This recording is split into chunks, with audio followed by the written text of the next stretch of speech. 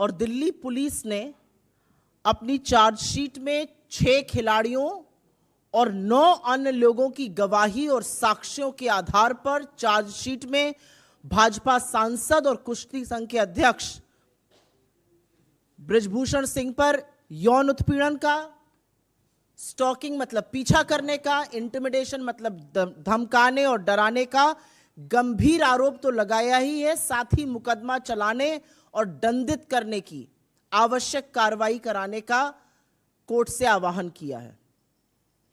आपकी जानकारी के लिए यहां पर बताना जरूरी है कि बृजभूषण सिंह भाजपा सांसद पर धारा 506 आपराधिक धमकी, 354 महिला की लज्जा और शीलता को भंग करना, 354A यौन उत्पीड़न, 354D पीछा करना जैसी धाराएं लगाई गई हैं। पुलिस ने अपनी चार्जशीट में बृजभूषण सिंह को कोर्ट बुलाकर ट्रायल शुरू करने और विटनेसेस जो इसमें मेंशन्ड हैं उनको बुलाकर मुकदमा शुरू करने की पैरवी की है। इस चार्जशीट के अनुसार 108 लोगों से बात की पुलिस ने, जिसमें से 15 लोग, जिसमें रेसलर्स हैं, रेफरी हैं, कोचेस हैं, ने गवाही दी और उसमें यौन उत्पीड़न, डराने धमकाने जैसे संगीन आरोप लगाए। लेकिन विडंबना सबसे बड़ी यह है कि दिल्ली पुलिस की चार्जशीट उन्हीं लोगों के बयानों, उन्हीं लोगों की गवाही पर आधारित है जिन्होंने एग्जैक्टली ये सेम आरोप, एग्जैक्टली ये सेम गवाही सरकार द्वारा गठित ओवरसाइट कमेटी के सामने भी लगाई थी। आपकी याद ताजा करने के लिए बता दूं कि जनवरी 2023 में सरकार ने एक 6 सदस्यीय ओवरसाइट कमेटी गठित करी थी, जिसकी अध्यक्षता उत्कृष्ट मुक्केबाज श्रीमती मैरी कॉम ने करी थी। उन्होंने फरवरी के दौरान इन खिलाड़ियों की और अन्य लोगों की बात सुनी, जिस बातचीत के दौरान ये गंभीर आरोप लगाए गए।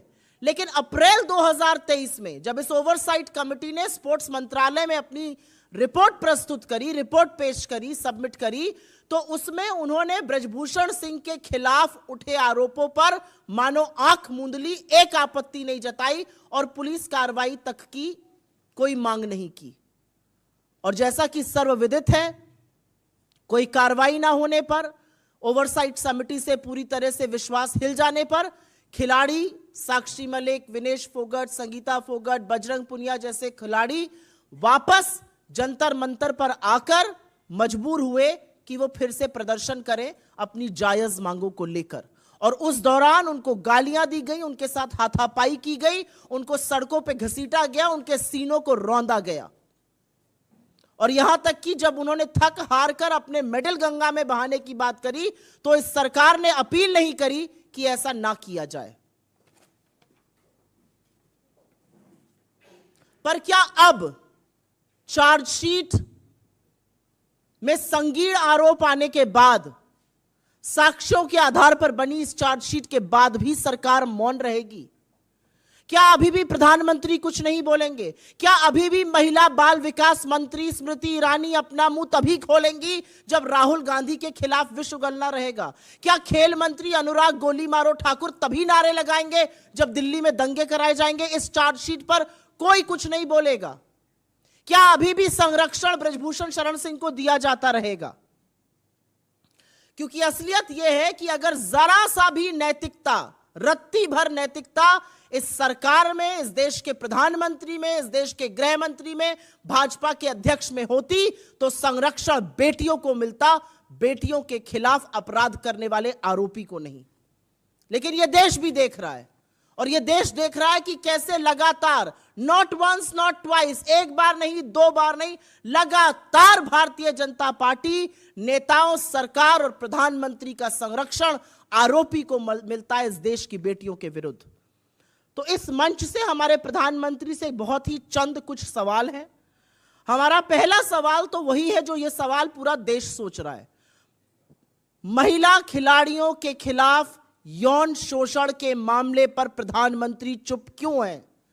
उन बेटियों के मामले पर जिनको उन्होंने अपने घर की बेटी कहा, उन खिलाड़ियों के मामले पर जिनके साथ उन्होंने फोटो खिंचवाने में मिनट भर भी देरी नहीं करी, प्रधानमंत्री इस पर मौन क्यों है? प्रधानमंत्री अपने चहेते सांसद बृजभूषण सिंह को पार्टी से कब निकाल फेंकेंगे, यह सवाल आज देश पूछ रहा है। आज देश पूछ रहा है कि भाजपा सांसद और कुश्ती संघ के जो अध्यक्ष हैं बृजभूषण सिंह, उनकी गिरफ्तारी कब होगी, क्यों इतनी छूट मिली हुई है उनको। और अंत में मोदी जी, आपकी सरकार बृजभूषण सिंह को संरक्षण देना कब बंद करेगी। बृजभूषण शरण सिंह कभी एक टीवी चैनल पर, कभी दूसरे टीवी चैनल पर कूद कूद कर अपनी बात करते हैं, उनको प्लेटफॉर्म देना बंद कर दीजिए। वो आरोपी हैं और बहुत संगीन आरोपों से घिरे हुए हैं।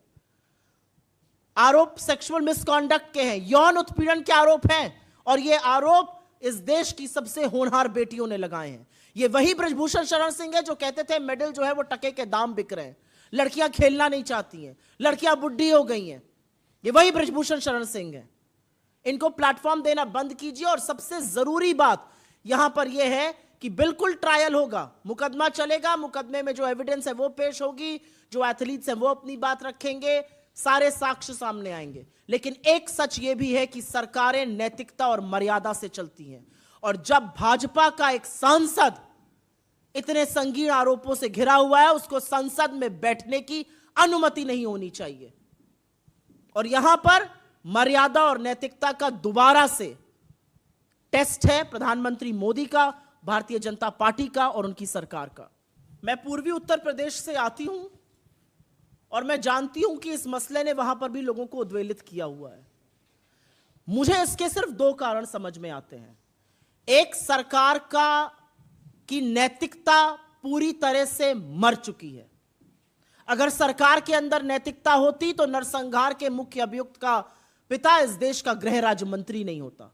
अगर सरकार के अंदर नैतिकता होती तो जिस व्यक्ति के खिलाफ यौन शोषण के आरोप लगे हैं वो बगल में बैठकर ठसके से यह ना कहता मेरे ऊपर प्रधानमंत्री का हाथ है। तो सरकार की नैतिकता पूरी तरह से मर चुकी है। यह सबसे बड़ा साक्ष्य है कि सरकार ने इस पर कुछ नहीं किया। सरकार इस देश की बेटियों के साथ नहीं, उनके खिलाफ जो आरोपी हैं, जो अत्याचारी हैं, लगातार उनके साथ खड़ी रहती है। और दूसरा कारण थोड़ा राजनीतिक है। दूसरा कारण अमित शाह जी और योगी जी के बीच की जो खींचतान है, जो उत्तर प्रदेश की राजनीति को फॉलो करते हैं, उसका सीधा उदाहरण है ये। इस पे मैं जितना कम बोलूं अच्छा है। समझने वाले समझ गए, कहने वालों ने कह दिया। एक चार्जशीट फाइल कर देने से क्रेडिबिलिटी रिस्टोर नहीं हो जाती है। एक ये भी सच है कि महीनों लग गए, एफआईआर नहीं हुई। एक ये भी सच है कि जब संसद का उद्घाटन प्रधानमंत्री जी अपना राजतिलक करा रहे थे तो बेटियों को सड़कों पर यही दिल्ली पुलिस घसीट रही थी। यही दिल्ली पुलिस है जो कभी पॉक्सो पर इधर, कभी पॉक्सो पर उधर कर रही थी। तो इतनी जल्दी विश्वसनीयता रिस्टोर हो जाए ये नहीं हो सकता है। और दिल्ली पुलिस की विश्वसनीयता पर सबसे बड़ा सवाल तो यह है कि जिस दिन एलिगेशंस लगे थे उसके तुरंत बाद गिरफ्तारी क्यों नहीं हुई। और हमारा कानून कहता है कि पॉक्सो का एलिगेशन के तुरंत बाद गिरफ्तारी होनी चाहिए थी, लेकिन पूरी तरह से बृजभूषण सिंह को प्रोटेक्ट किया गया। उनसे पूछताछ भी तब करी गई जब विपक्ष हावी हुआ, जब लोग हावी हुए, जब लोगों ने सवाल पूछना शुरू किया।